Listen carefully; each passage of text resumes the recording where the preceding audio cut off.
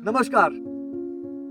हम लोग खड़े हुए हैं मध्य प्रदेश के मंडला जिले के बिछिया ब्लॉक के अंतर्गत एक गांव के अंदर। हमारे बगल में ये है काला पहाड़। इस तरफ से ये जंगलों से ढका है, इसके दूसरी तरफ बड़े बड़े काले काले पत्थर, बड़े बड़े बोल्डर जो हैं वो दिखाई देते हैं। इस कारण इस पहाड़ को काला पहाड़ कहा जाता है। तो ये काफी प्रसिद्ध पहाड़ है इस इलाके का। उस पहाड़ के बगल में आप ये झील देख रहे हैं। ये चारों तरफ पहाड़ियों से घिरी हुई है। बहुत पहले ये एक प्राकृतिक नाला हुआ करता था। करीब 40 से 45 साल पहले यहाँ पर नाले के मुहाने पर एक डैम बना दिया गया और जो ये पानी लेकर नाला जाता था वो पानी इसमें रुकने लगा और ये एक झील बन गई। तो ये एक मानव निर्मित झील है। हालांकि इसमें पानी का जो स्रोत है वो प्राकृतिक है। यहाँ से आगे एक छोटी सी नहर निकाली गई है जो आसपास के इलाकों में सिंचाई करती है। तो हम कल शाम को यहाँ पहुंचे थे। हमारा उद्देश्य था कि हम आसपास ये पूरा इलाका जंगलों से घिरा हुआ है, तो इन जंगलों को देखेंगे, इसमें कौन सी प्रजातियां हैं पेड़ पौधों की, जीव जंतुओं को, उसको समझेंगे। तो इस कारण से हम यहाँ पर आए थे। तो रात में हम ये झील के किनारे ही ये छोटी सी झोपड़ी है, हम वहीं पर रुके थे। अक्टूबर का महीना है, अक्टूबर खत्म होने वाला है, तो खासी ठंड भी थी सुबह के समय, लेकिन किसी तरीके से हमने मैनेज किया। तो रात में हमने यहीं पर खाना बनाया, यहीं पर रुके। सुबह अभी यहीं है, अभी आसपास के जंगलों को और घूमना है और ऐसे ही कुछ और जगहों को देखना है। तो इस जगह के बारे में आपको थोड़ा विस्तार से बता देता हूँ। ये जो झील है करीब 10 हेक्टेयर की है।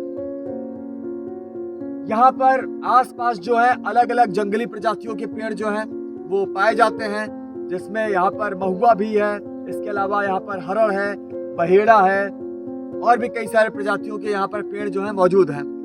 जानवरों में यहाँ पर बताया जाता है कि यहाँ पर लकड़बग्घे हैं, जंगली सुअर हैं और इसके अलावा और भी कई सारे वन्य प्राणी जो हैं यहाँ पर पाए जाते हैं। ये जंगल जो है ये वन विभाग के अंतर्गत है।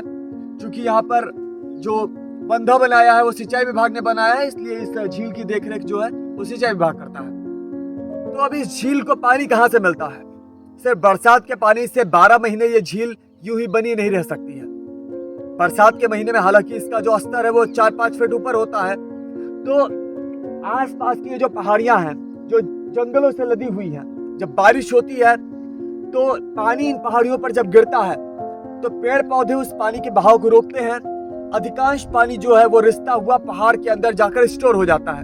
जैसे आप जमीन के अंदर से पानी हैंडपंप से निकालकर पीते हैं, जिस तरीके से बरसात का पानी जमीन के भीतर जाकर स्टोर होता है, बिल्कुल वैसे ही इन पहाड़ों में भी होता है। और क्योंकि पहाड़ पर स्लोप है तो वहां पर पानी अंदर जाए, उसमें बहुत बड़ा काम जो है ये पेड़ पौधे करते हैं।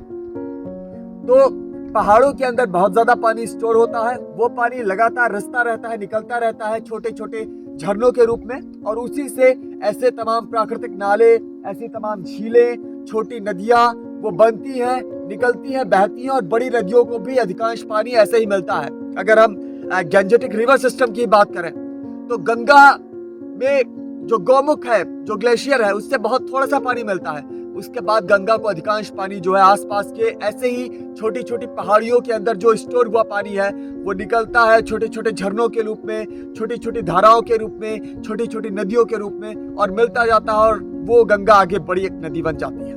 तो बिल्कुल वैसे ही नर्मदा जो है यहाँ पास में अमरकंटक से निकलती है, ऐसी छोटी सी पहाड़ियों से ही सोन नदी निकलती है वहीं से ही। तो ऐसे पहाड़ियों के अंदर जो पानी बरसात का स्टोर होता है वो भी एक अहम स्रोत है इस पानी के बहने का। गोंडा में जैसे टेढ़ी नदी है तो उसका जो स्रोत है वो है भूजल।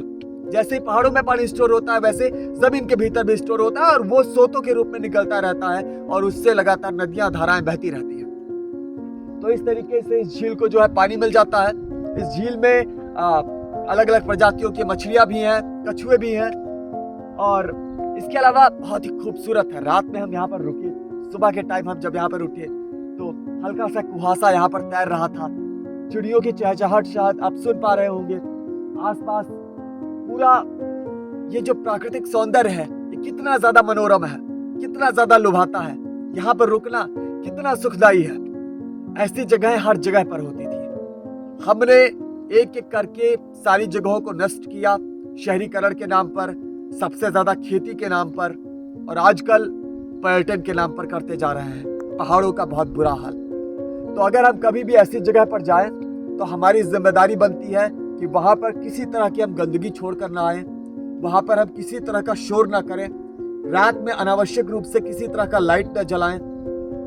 ये सारी रिस्पॉन्सिबिलिटीज अगर हम उठाते हैं तो फिर हम ऐसी जगह पर जा सकते हैं और उसका आनंद ले सकते हैं। और कोशिश करें हमारे आसपास की जगह हैं उनको भी हम वापस रीवाइल्ड करें, उनको वापस उनके प्राकृतिक स्वरूप में आने दें। ऐसी जगहें ही जो है वहां पर सब कुछ साफ है। हमने इसी झील का पानी पिया, इसी झील के पानी में हमने खाना बनाया। क्यों?